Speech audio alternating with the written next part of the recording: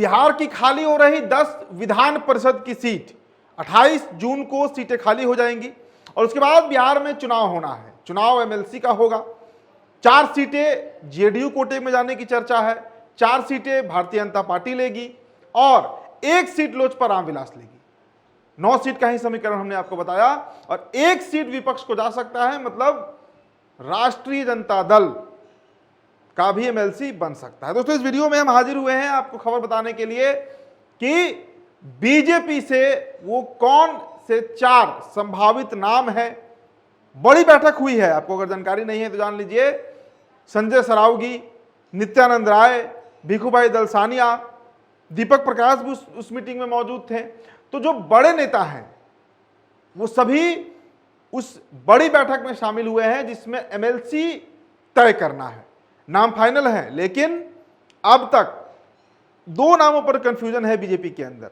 देखिए, 4 seat BJP को मिलना है और 4 सीट जेडीयू को भी मिलना है। हालांकि 3 ही सीट मिल रहा है, लेकिन 1 सीट नीतीश कुमार का जो खाली हुआ है वो मिलने जा रहा है।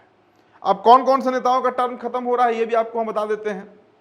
बीजेपी से 2 सीट खाली हो रहा है, एक संजय मयूख का और दूसरा सम्राट चौधरी का। जेडीयू से 4 सीटें खाली हो रही हैं। जेडीयू से गुलाम गौस, भीषम सहनी, कुमुद वर्मा और भगवान सिंह कुशवाहा, ये 4 नाम हैं। आरजेडी से भी 2 नाम है, मोहम्मद फारूक का और डॉक्टर सुनील सिंह का। सुनील सिंह जो बिस्कोमान के पूर्व अध्यक्ष भी रहे हैं, बड़े नजदीकियां हैं उनकी लालू परिवार से। राबड़ी देवी उनको राखी तक बांधती है, मतलब भाई बहन का संबंध वो रखते हैं राबड़ी देवी से। लेकिन उनका रिपीट नहीं हो रहा है, इस पर हमने आपको स्टोरी पहले बताया भी था। अब देखिए, इसके अलावा कांग्रेस से भी 1 सीट खाली हो रहा है, समीर सिंह का।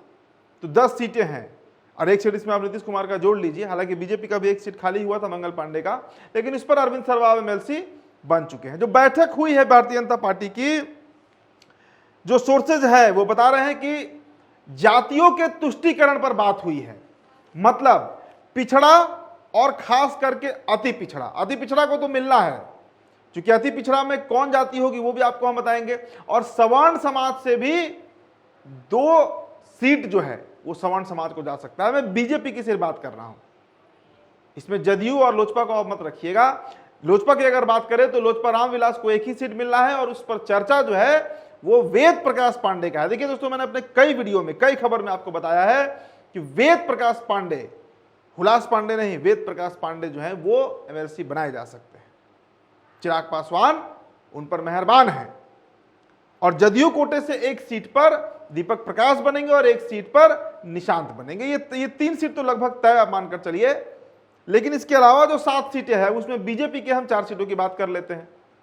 मैंने आपको क्या बताया कि भारतीय जनता पार्टी कोटे से अति पिछड़ा और सवर्ण, क्योंकि सवर्णों में जो नाराजगी है उसको लेकर, अब सवर्ण में दोस्तों कई नाम है और महिलाओं का भी नाम चल रहा है।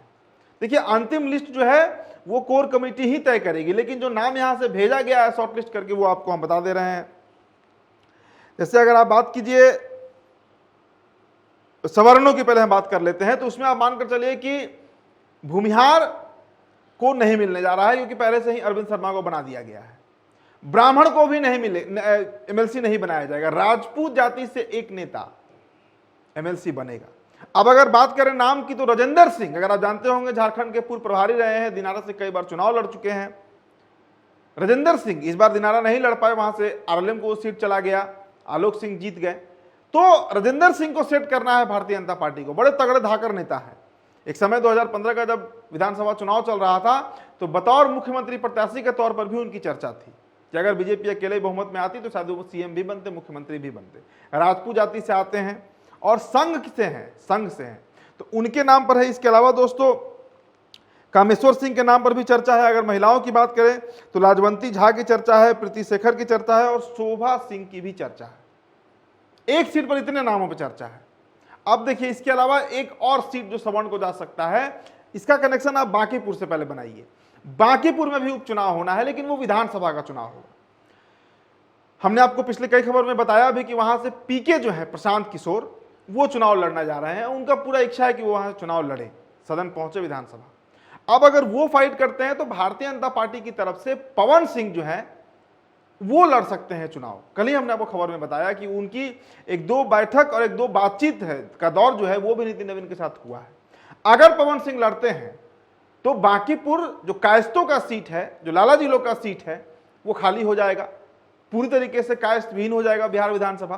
तो एक सीट एमएलसी का, चूंकि भारतीय जनता पार्टी से देखिए संजय मयूख का टर्म खत्म हो रहा है, तो हो सकता है कि संजय मयूख को ही रिपीट करा दिया जाए और संजय मयूख भी एमएलसी बने। अब इसके अलावा अगर आप पिछड़ा समाज की बात कीजिएगा तो कुर्मी जाति से हमने आपको बताया था प्रेम रंजन पटेल के बारे में कि प्रेम रंजन पटेल, इसके अलावा सरोज रंजन पटेल, ये नाम हो सकते हैं। और अति पिछड़ा की अगर बात कर लीजिए आप, तो अति पिछड़ा का आप गणित समझिए कि वैश्य जाति जो है उसमें जो अति पिछड़ा आते हैं, जैसे कलवार हो गया, उनमें से चयनित करके एक नाम तय करना है जो एमएलसी बनेगा।